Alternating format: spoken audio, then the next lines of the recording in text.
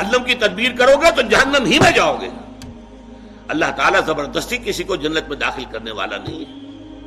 اور جنت کا معنی ہے تو محنت کرنی ہوگی، اس کے لیے محنت اور مشقت کرنی ہوگی، اس کے لیے ایمان اور عمل صالح اور تواصی بالحق اور تواصی بالصبر کے تقاضے پورے کرنے ہوں. لہٰذا یہ ہمارے ہاں جو اللہ تعالیٰ کی صفت غفاری اور اللہ تعالیٰ کی صفت رحیمی کا حوالہ جو ہے دے دیا جاتا ہے. ما غرک بربک الکریم ایک مرکزی مضمون ہے یہ اس سورت کا جو آخری پارے میں ہے، سورۃ الانفطار.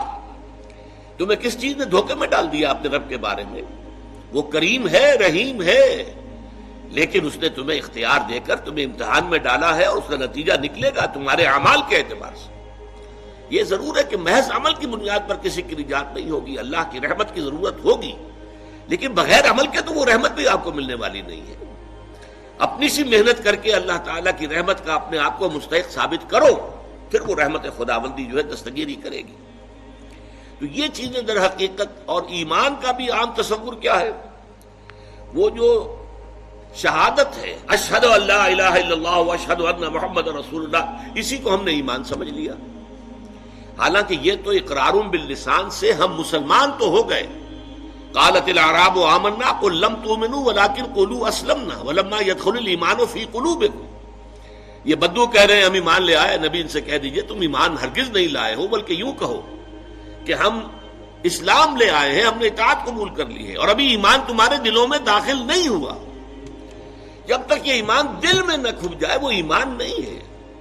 وہ کلمہ شہادت ہے، وربل اٹیسٹیشن ہے، وہ اسلام کا رکن ہے، ایمان کا نہیں ہے.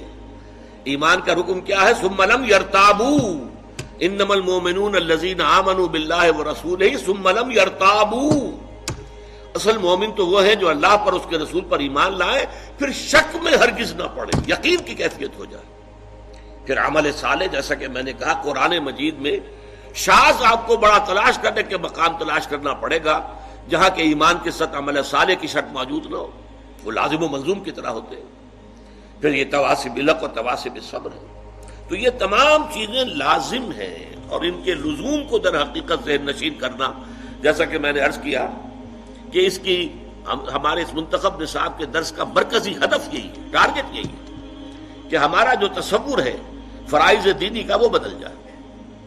اب دیکھیں ان چاروں چیزوں کے اندر در حقیقت یہ چار چیزیں نہیں ہیں، بلکہ یہ ایک ہی سلسلے کی چار کڑیاں ہیں. ایک سے دوسری شے خود بخود برآمد ہوتی ہے. میں اس کو ایک بڑی سادہ سی مثال سے پہلے سمجھاؤں.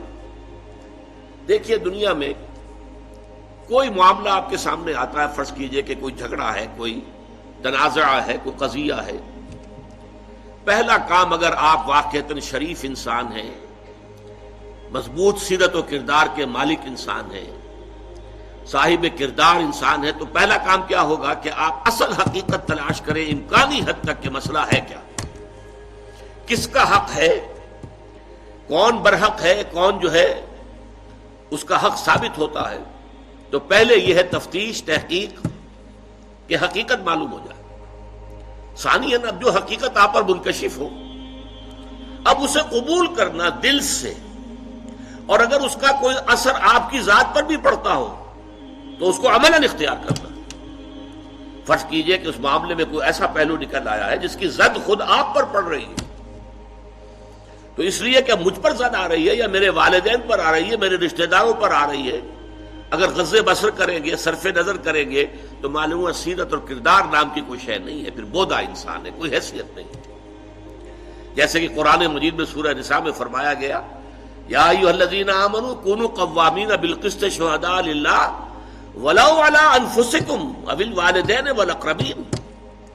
اے ایمان والو کھڑے ہو جاؤ عدل کے علم بردار بن کر، اللہ کے لیے گواہی دینے والے بن کر، اور چاہے کوئی معاملہ ایسا ہو کہ جو تمہارے خلاف جا رہا ہو، تمہارے والدین کے خلاف جا رہا ہو، تمہارے رشتہ داروں کے خلاف جا رہا ہو، عدل کا دامن ہاتھ سے نہیں چھوڑنا.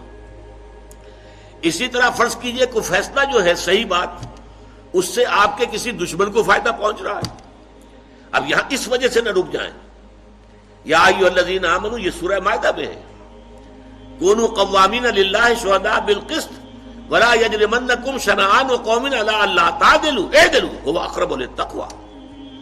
دیکھو کہیں ایسا نہ ہو کسی کی دشمنی تمہیں جادہ عدل سے اور جادہ حق سے منحرف کر دے اس لیے کہ دشمن کو فائدہ پہنچ رہا ہے، تو یہ بات میں کیسے کہہ دوں؟ نہیں، دشمن کو فائدہ پہنچ رہا ہو یا اپنے کو نقصان پہنچتا ہو، جو حق ہے اسے بیان کرنا ہے اور اسے قبول کرنا ہے اگر واقعی سیرت و کردار کا حامل انسان ہے۔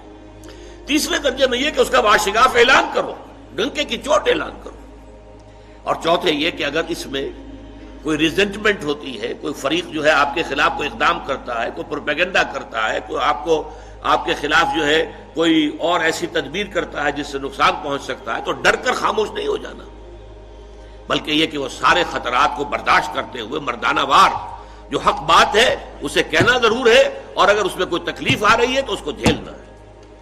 یہ خود بخود جو ہے یہ 4 قدم جو ہے، اگر انسان صاحب کردار ہے، اگر اس میں واقعتاً سیرت اور کریکٹر نام کی کوئی شے، تو یہ خود بخود ہوگا کہ ہر شے کی حقیقت تلاش کرو۔